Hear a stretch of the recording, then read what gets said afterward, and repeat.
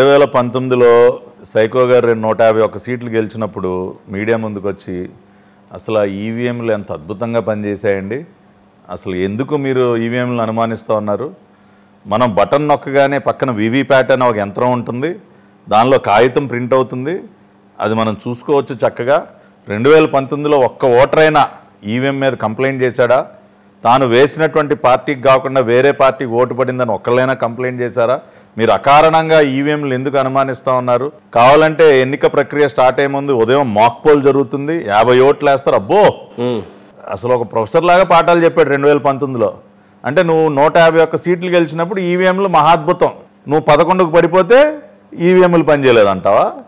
This is heights of hypocrisy అంటారనమాట, heights of hypocrisy. కాబట్టి ఇవాళ ఉన్న వాస్తవ పరిస్థితులను అంగీకరించేటటువంటి ధైర్యం లేక ప్రజలు ఇచ్చినటువంటి తీర్పుని హుందాగా స్వీకరించేటటువంటి మనస్తత్వం అతనికి లేదు కాబట్టే ఇవాళ ఈవీఎంల గురించి మాట్లాడుతూ ఉన్నాడు. మొన్న జరిగినటువంటి ఎన్నికల్లో కూడా ఎక్కడా కూడా ఏ బూత్లో కూడా ప్రజలు ఎవరు కంప్లైంట్ చేయలేదే. ఇవాళ నేను వేసినటువంటి పార్టీకి కాకుండా వేరే వాళ్ళకి ఓటు పడిందని చెప్పి ఎక్కడా లేదు. ఇలాన్ మస్క్ గారి విషయానికి వస్తే ఇవాళ కేంద్రంలో ఇవాళ అధికారంలో ఉన్నటువంటి ఎన్డీఏలో ప్రధాన భాగస్వామి భారతీయ జనతా పార్టీ, వాళ్ళ పార్టీ తరఫున ఛాలెంజ్ చేశారు, ఆయన ఆహ్వానించారు భారతదేశం రమ్మనండి, ఆయనకి ఏమైనా అనుమానాలు ఉంటే క్లియర్ చేసుకోమనండి. ఇప్పుడు గత 3-4 ఎన్నికలుగా 2009, 2004 అక్కడి నుంచి కూడా ఈవీఎంస్ ప్రారంభమైన దగ్గర నుంచి ప్రతి ఎన్నికకి కూడా ఇంకా వ్యవస్థను మెరుగుపరుస్తూ వస్తూ ఉన్నారు. ఇవాళ ప్రతి ఈవీఎంకి వీవీప్యాట్ అటాచ్ చేయడం కానివ్వండి, ఎవ్రీ కాన్స్టిట్యున్సీలో 5 వీవీప్యాట్లు కంపల్సరీ లెక్క పెట్టాలి అన్న ఒక నిబంధన చంద్రబాబు నాయుడు గారు వేసినటువంటి పిటిషన్ ఆధారంగా గతంలో Nara Chandrababu Naidu versus union of India కేసులో సుప్రీంకోర్టు ఒక డైరెక్షన్ కూడా ఇచ్చింది. ఇంకా మీకు ఏమైనా డౌట్స్ ఉంటే ఎవ్రీ కాన్స్టిట్యున్సీలో ర్యాండమ్గా ఒక 5 ఈవీఎంలు వీవీప్యాట్ లెక్క పెట్టుకోమన్నారు. ఇప్పటివరకు ఎక్కడ ఒక్క ఫిర్యాదు రాలేదే. కాబట్టి వీళ్ళు ప్రజా తీర్పుని జీర్ణించుకోలేక చేస్తున్నటువంటి ఆరోపణలు తప్పితే వాస్తవంగా ఈవీఎం వ్యవస్థ అనేది చాలా పటిష్టంగా పనిచేస్తూ ఉంది. ఇక్కడ ఇంకొక విషయం కూడా నేను చెప్పాలి, మిగతా దేశాలతో పోల్చడం అనేది కూడా అది సరైనది కాదు. India is the world's largest democracy. ఇవాళ భారతదేశంలో దాదాపుగా 95 కోట్ల మంది ఓటర్స్ ఉన్నారు. 95 crore voters will exercise their vote. వెరాజ్ యునైటెడ్ స్టేట్స్ ఆఫ్ అమెరికాలో it is hardly somewhere around 25 crore. యూకేలో ఇంకా తక్కువ, ఆస్ట్రేలియాలో హార్డ్లీ అరౌండ్ 2 crore. అసలు మన దేశానికి మిగతా దేశాలకి పోలికే లేదు. అక్కడేదో బ్యాలెట్ వాడుతూ ఉన్నారంటే అక్కడ నెంబర్ ఆఫ్ ఓటర్స్ తక్కువ అండి. ఇక్కడ మీరు 95-96 కోట్ల ఓట్లు బ్యాలెట్లు లెక్క పెట్టాలంటే ఎన్ని రోజులు పడుతుంది? కాబట్టి you should not compare India with any other country in the globe.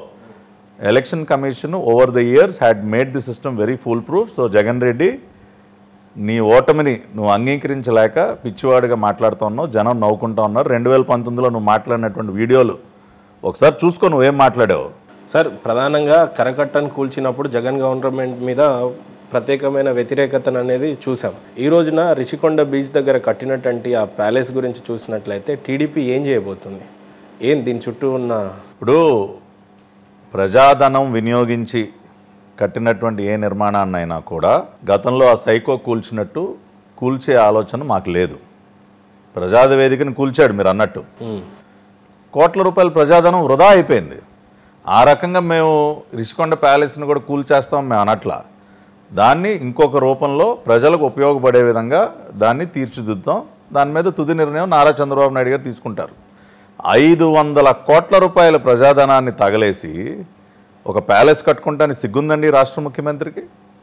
ప్రతి వారం రిజర్వ్ బ్యాంక్ ఆఫ్ ఇండియా దగ్గరికి వెళ్ళి బొచ్చబెట్టుకుని 3,000 కోట్లు 4,000 కోట్లు అడుక్కుని ఈయన గారు 5 సంవత్సరాల కాలంలో ఇదిగో ఈ మంగళవారం రిజర్వ్ బ్యాంక్ గడప దగ్గర అడుక్కోలేదని చెప్పడానికి ఒక మంగళవారం చూపించమనండి. 12 లక్షల కోట్ల రూపాయలు అప్పు ఇవాళ రాష్ట్రం నెత్తి మీద ఉంది. ఇవాళ వైట్ పేపర్ రిలీజ్ చేయబోతా ఉన్నాం అతి త్వరలో.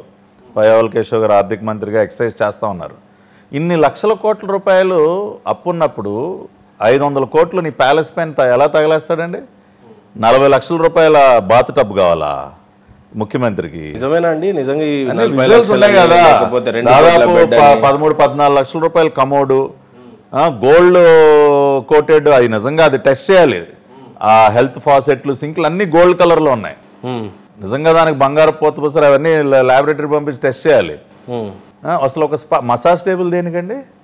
స్పా అవసరమా? ఇవాళ వీళ్ళు మాట్లాడుతూ ఉన్నారు ఇంటర్నేషనల్ డిగ్నిటరీస్ కోసం కట్టారంట. ఫస్ట్ ఏమో అదొక రిసార్ట్ అన్నారు, టూరిస్ట్ రిసార్ట్ అన్నారు. తర్వాత ఏమో లేదు ఇది సీఎం గారు క్యాంప్ ఆఫీసు, సీఎం గారు ముఖ్యమంత్రిగా కూడా ఇక్కడే ప్రమాణ స్వీకారం చేసి ఇక్కడే ఉంటారని చెప్పి అన్నారు. తర్వాత ఇప్పుడు మొత్తం బండారం బయటపడేసరికి యుఎస్ ప్రెసిడెంట్ ఇంటర్నేషనల్ డిగ్నిటరీస్ వచ్చినప్పుడు ఉంటాను మేము కట్టాము, కడితే తప్పేంటనంట. అంటే ఇంటర్నేషనల్ డిగ్నిటరీస్కి మసాజ్ టేబుల్ కావాలండి? మసాజ్ టేబుల్ కావాలా? దేనికి పెట్టారండి మసాజ్ టేబుల్ స్పాలు? దేనికి పెట్టారు అంటే ఈ ముఖ్యమంత్రి తన విలాసాల కోసం కట్టింది 12 బెడ్రూమ్లు అండి. 500 కోట్ల రూపాయలతో 12 బెడ్రూమ్లు కట్టారండి. Criminal splurge of public money. అంటే మీ ఉద్దేశ ప్రకారం ఉచిత పథకాలు కూడా జగన్ గవర్నమెంట్ని కాపాడలేకపోయా అన్నదానికి కారణం ఏంటంటారు సార్? ఇప్పుడు ఒకటే అంజలి గారు, ప్రజలు ఇతను ఆడుతున్నటువంటి నాటకాన్ని, చేస్తున్నటువంటి మోసాన్ని అర్థం చేసుకున్నారు. ఏది ఉచితంగా ఏమి ఇవ్వలేదండి. 10 పైసలు చిల్లర విసిరేసి మన దగ్గర నుంచి 10 రూపాయలు తీసుకున్నాడు. ఆ వాస్తవాన్ని ప్రజలు గ్రహించారు. ఇవాళ పేదవాడి కోసం తను చేసింది ఏమీ లేదు. ఎన్నికల ప్రచారంలో పేదవాడికి పెత్తందారికి మధ్య యుద్ధం అంటాం పదే మీటింగులో. ఇవాళ 48 గజాల్లో పేదవాళ్ళ కోసం పనికిరాని స్థలాల్లో ఇల్లు కట్టడానికి ప్రారంభించాడు. మొన్న రిషికొండ ప్యాలెస్ చూస్తే ఈయన తలపెట్టిన ఆ 48 గజాల ఇల్లు ఏదైతే ఉందో దానికంటే 10 రెట్లు ఆయన గారి బాత్రూమ్ ఉంది ఆ ప్యాలెస్లో. అంటే ఒక పేదవాడి ఇంటికంటే 10 రెట్లు నువ్వు పెద్దదైనటువంటి టాయిలెట్ నువ్వు కట్టుకుని నువ్వు పేదవాళ్ళ గురించి మాట్లాడతావా? నిజమైనటువంటి పెత్తందారు ఎవరండి? ప్యాలెస్ల్లో లగ్జరియస్ లైఫ్ అనుభవించడం అనేది జగన్ రెడ్డికి మహా ఇష్టం.